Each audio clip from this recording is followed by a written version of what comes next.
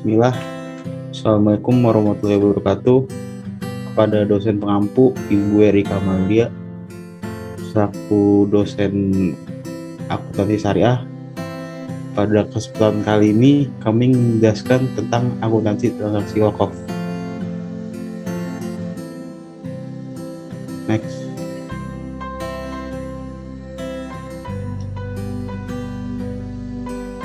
Dari anggota kelompok kami, saya pribadi Rifki Raja Kridianto dengan NIM 2010116068 dan juga Chairul Anwar dengan NIM 2010116007. Next. Topik pembahasan kita yang pertama ada pengertian dasar hukum, rukun, jenis dan karakteristik wakaf. Lalu yang kedua ada akun dan akuntansi wakaf. Yang terakhir ada proses akuntansi wakaf atau PSAK 112. Yang pertama, pengertian dasar hukum, rukun, jenis dan karakteristik wakaf. Pengertian. Kata wakaf berasal dari bahasa Arab, yakni wakofa.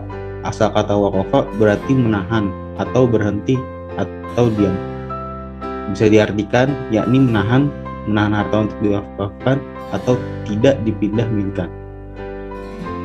Dari Abu Hanifah, wakaf ialah menahan suatu benda yang menurut hukum tetap diwakif dalam rangka mempergunakan manfaatnya untuk kebajikan. Berdasarkan definisi itu, maka pemilikan harta wakaf tidak lepas dari si wakif. Bahkan ia dibenarkan menariknya kembali dan ia boleh menjualnya.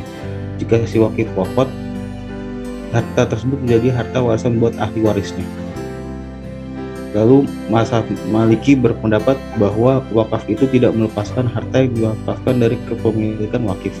Namun, wakaf tersebut mencegah wakif melakukan tindakan yang dapat melepaskan kepemilikannya atas harta tersebut kepada yang lain, dan wakif berkewajiban menyedekahkan manfaatnya serta tidak boleh menarik kembali wakafnya.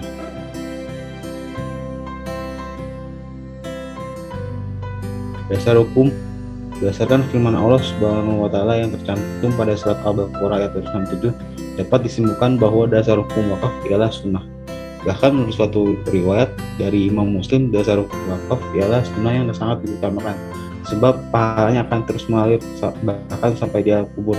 Sedangkan di Indonesia, dasar hukum wakaf sendiri telah diatur dalam Undang-Undang tahun 2004 nomor 41 tentang wakaf.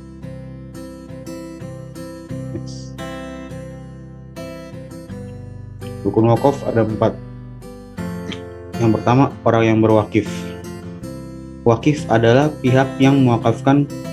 Wakif harus mempunyai kecakapan hukum atau kamalul ahliyah dalam membelanjakan hartanya. Kecakapan tersebut meliputi 4 kriteria, yakni yang pertama merdeka, yang kedua berakal, ketiga dewasa atau balik, yang keempat tidak di bawah pengampunan. Lalu ada benda yang diwakafkan, mauquf alaih atau mauquf alaih. Mauquf alaih dalam literatur fikih kadang diartikan orang yang diserahi mengelola harta wakaf yang sering disebut nazir. Kadang juga diartikan tuntutan harta wakaf. Dan diartikan mauquf alaih sebagai nazir dalam literatur fikih kurang mendapat porsi pembahasan yang detail oleh para ahli fikih. Yang terpenting adalah keberadaan mauquf alaih mampu mewujudkan peruntukan benda wakaf. Lalu yang ketiga, ada orang yang menerima manfaat wakaf atau al-mauquf alaihi.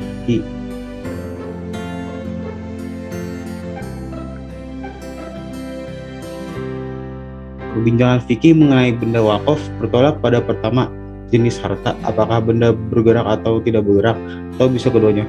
Mazhab Syafi'iyah dan Hanbaliyah tergolong konservatif dengan hanya membolehkan harta tak bergerak sebagai objek wakaf. Sementara Hanafiyah dan Malikiyah cenderung memboleh wakaf harta bergerak. Perbedaan ini muncul dari perbedaan menafikan apakah yang diwakafkan adalah zat benda atau manfaat benda. Bila zat benda maka cenderung benda tidak bergerak yang ternyata jumlah jenisnya sedikit, sedangkan bila manfaat benda cenderung benda bergerak yang jumlah jenisnya sangat banyak. Lalu yang keempat, ada lafaz atau ikrar wakaf. ya, atau bisa disebut sigoh. Sigot atau iqrar adalah pernyataan penyerahan harta benda wakaf oleh wakif. Dalam hal ini, perbedaan yang muncul adalah bentuk pernyataan apakah lisan, kinayah atau tindakan. Sementara dalam hal akad wakaf, semua mazhab menyatakan bahwa wakaf adalah akad tabaruk, yaitu transaksi pihak yang sah sebagai suatu akad yang tidak memerlukan kabul dari pihak penerima dan dicukupkan dengan ijab si wakif. Next.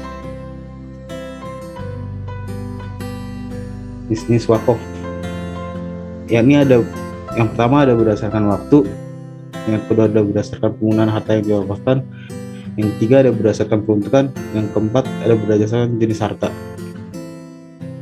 Next.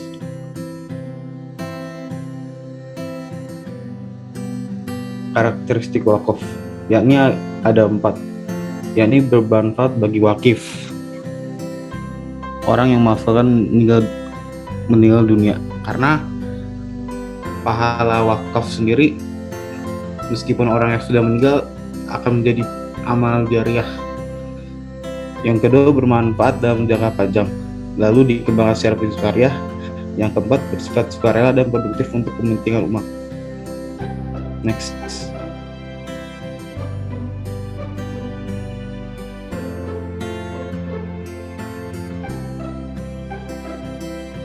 Kemudian kita masuk ke pembahasan yang kedua, yaitu akun dalam akuntansi wakaf.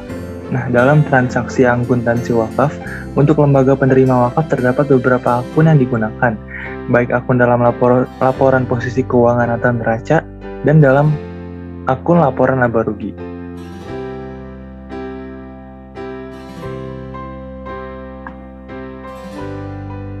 Nah, akun yang akan digunakan pada laporan posisi keuangan atau neraca, yang pertama itu ada aset wakaf, di mana yang pertama itu ada akun aset wakaf uang, yang kedua itu ada aset wakaf bergerak selain uang, yang ketiga itu ada akumulasi penyusutan aset wakaf bergerak selain uang, yang keempat itu ada aset wakaf tidak bergerak, dan yang terakhir itu ada akumulasi penyusutan aset wakaf tidak bergerak. Kemudian juga ada liabilitas wakaf, yaitu yang pertama ada akun wakaf uang, yang kedua ada wakaf bergerak selain uang, yang ketiga ada wakaf tidak bergerak, dan yang keempat itu wakaf produktif. Kemudian juga ada saldo dana atau ekuitas, yaitu akun dana nazir. Nah, kemudian juga ada akun yang terdapat pada laporan laba rugi. Pertama itu ada penerimaan, yaitu akun penerimaan nazir. Kemudian juga ada pengeluaran yang terbagi lagi menjadi dua, yaitu beban terkait wakaf dan penyaluran, yang mana beban terkait wakaf itu yang pertama itu ada akun beban penyusutan wakaf bergerak selain uang, yang kedua ada beban penyusutan wakaf tidak bergerak, yang ketiga ada beban terkait wakaf lainnya. Kemudian yang penyaluran, yang pertama itu ada akun penyaluran wakaf uang, yang kedua itu ada penyaluran wakaf bergerak selain uang, yang ketiga itu ada penyaluran wakaf tidak bergerak, dan yang terakhir itu ada penyaluran wakaf produktif. Nah, ini ada ilustrasi akuntansi wakaf. Pertama itu ada jurnal penerimaan wakaf uang. Nah, pada tanggal 5 Januari, Lembaga Pengelola Wakaf Al-Istiqomah menerima wakaf uang dari PT ABC sebesar 15 juta. Nah, atas transaksi tersebut, jurnal yang dicatat oleh Al-Istiqomah adalah pada sisi debitnya itu aset wakaf uang sebesar 15 juta dan kreditnya itu wakaf uang sebesar 15 juta. Kemudian ada jurnal penerimaan wakaf bergerak selain uang. Pada tanggal 4 April, Al-Istiqomah menerima wakaf kendaraan berupa mobil dengan harga 60 juta. Nah, atas transaksi tersebut, jurnal yang dicatat oleh Al-Istiqomah adalah pada sisi debit, yaitu kendaraan wakaf bergerak selain uang, dan kreditnya wakaf bergerak selain uang masing-masing 60 juta. Kemudian ada jurnal penyaluran dana wakaf. Nah, pada 15 April, Al-Istiqomah menyalurkan dana wakaf uang untuk pembelian mobil ambulans dengan nilai 60 juta menggunakan dana wakaf uang. Nah, atas transaksi tersebut, maka jurnal yang dicatat oleh Al-Istiqomah itu ada dua, yaitu yang pertama pada sisi debit penyaluran wakaf uang terhadap kas wakaf uang dengan jumlah 60 juta, dan jurnal yang kedua itu ada kendaraan wakaf bergerak selain uang terhadap penambahan wakaf produktif masing-masing 60 juta. Kemudian ada jurnal penerimaan bagian nazir. Nah, pada 30 April, penerimaan bagian nazir yang berasal dari pihak eksternal atas pengelolaan wakaf produktif didapatkan sebesar 10 juta. Nah, atas transaksi tersebut, jurnal yang dicatat oleh Al-Istiqomah pada sisi debitnya itu kas sebesar 10 juta dan kreditnya itu penerimaan nazir atas wakaf produktif sebesar 10 juta. Kemudian yang terakhir itu ada jurnal penyusutan atas aset wakaf kendaraan. Nah, per 31 Desember terjadi penyusutan atas wakaf kendaraan untuk tahun 2014 sebesar 28.300.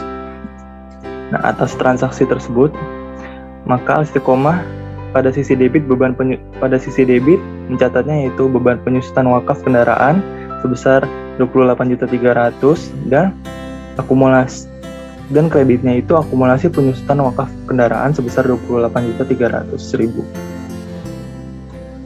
Kemudian yang masuk ke topik pembahasan ketiga yaitu proses akuntansi wakaf berdasarkan PSAK 112. Nah, secara umum, PSAK 112 ini mengatur tentang perlakuan akuntansi atas transaksi wakaf yang dilakukan baik oleh nazir maupun wakif yang berbentuk organisasi dan badan hukum maupun nazir perorangan. Nah, PSAK 112 ini mulai berlaku efektif pada tanggal 1 Januari 2021. PSAK 112 ini juga mengatur perlakuan akuntansi transaksi wakaf baik oleh nazir wakaf maupun wakif yang meliputi transaksi yang pertama itu ada penyerahan aset wakaf oleh wakif, yang kedua itu ada penerimaan aset wakaf oleh nazir wakaf, yang ketiga itu ada pengelolaan dan pengembangan aset wakaf oleh nazir wakaf, dan yang keempat itu ada penyaluran hasil pengelolaan dan pengembangan aset wakaf oleh nazir wakaf. Nah, PSAK 112 ini bertujuan mengatur pengakuan, pengukuran, penyajian, dan pengungkapan transaksi wakaf. Nah, untuk perlakuan akuntansi wakaf berdasarkan PSAK 112 itu yaitu pertama itu ada pengakuan. Nah, entitas wakaf mengakui penerimaan aset wakaf dari wakif pada saat entitas wakaf memiliki kendali secara hukum dan fisik atas aset tersebut. Yang kedua itu ada jika entitas wakaf menerima wasiat wakaf, maka entitas wakaf tidak mengakui aset yang akan diwakafkan di masa mendatang dalam laporan keuangan periode berjalan. Dan yang ketiga, jika entitas wakaf menerima janji atau wa'ad, maka entitas wakaf tidak mengakui aset yang akan diwakafkan di masa mendatang dalam laporan keuangan periode berjalan. Kemudian, entitas wakaf mengakui penerimaan wakaf dengan jangka waktu tertentu atau wakaf temporer sebagai liabilitas. Yang kelima yaitu, entitas wakaf mengakui penyaluran manfaat wakaf pada saat manfaat wakaf tersebut diterima secara langsung oleh mauquf alaih atau penerima wakaf. Kemudian yang kedua itu ada pengukuran. Nah, pada saat pengakuan awal, aset wakaf berupa uang diukur pada nilai nominal, dan aset wakaf selain uang itu diukur dengan nilai wajar. Kemudian, aset logam mulia diukur pada nilai wajar dan perubahannya diakui sebagai dampak pengukuran ulang aset wakaf. Kemudian yang ketiga itu ada penyajian. Nah, entitas wakaf menyajikan aset wakaf temporer yang diterima sebagai liabilitas. Dan yang terakhir itu ada pengungkapan. Nah, entitas wakaf mengungkapkan hal-hal berikut terkait wakaf, tapi tidak terbatas pada kebijakan akuntansi yang diterapkan pada penerimaan, pengelolaan, dan penyaluran wakaf. Yang kedua itu ada penjelasan mengenai nazir. Yang ketiga itu ada penjelasan mengenai wakif yang disignifikan secara individual. Yang keempat itu ada penjelasan mengenai strategi pengelolaan dan pengembangan aset wakaf. Yang kelima itu mengenai peruntukan aset wakaf. Yang keenam itu ada jumlah imbalan nazir dan persentasenya dari hasil neto pengelolaan dan pengembangan aset wakaf. Dan jika terjadi perubahan di periode berjalan, dijelaskan alasan perubahannya. Yang ke-7 itu yaitu rekonsiliasi untuk menentukan dasar perhitungan imbalan nazir. Yang ke-8 itu ada jika ada wakaf temporer, penjelasan mengenai fakta tersebut, jumlah dan wakif. Kemudian yang ke-9 itu ada rincian aset yang diterima dari wakif yang belum ada akta ikrar wakafnya. Dan yang ke-10 itu ada jika ada wakaf melalui uang, penjelasan mengenai wakaf melalui uang yang belum direalisasi menjadi aset wakaf yang dimaksud. Nah, kemudian ada laporan keuangan entitas wakaf. Nah, dalam PSAK 112 ini juga diatur bahwa entitas wakaf menyajikan laporan keuangan tersendiri yang tidak dikonsolidasikan ke dalam laporan keuangan organisasi atau badan hukum dari nazir. Nah, laporan keuangan entitas wakaf yang lengkap menurut PSAK 112 itu yaitu yang pertama ada laporan posisi keuangan. Nah, pada laporan posisi keuangan ini, entitas wakaf terdiri dari 3 unsur yaitu aset, liabilitas, dan aset neto. Nah, aset diklasifikasikan menjadi aset lancar dan tidak lancar, Dan liabilitas diklasifikasikan menjadi liabilitas jangka pendek dan jangka panjang, seperti pada gambar tersebut. Kemudian, yang kedua itu ada laporan rincian aset wakaf.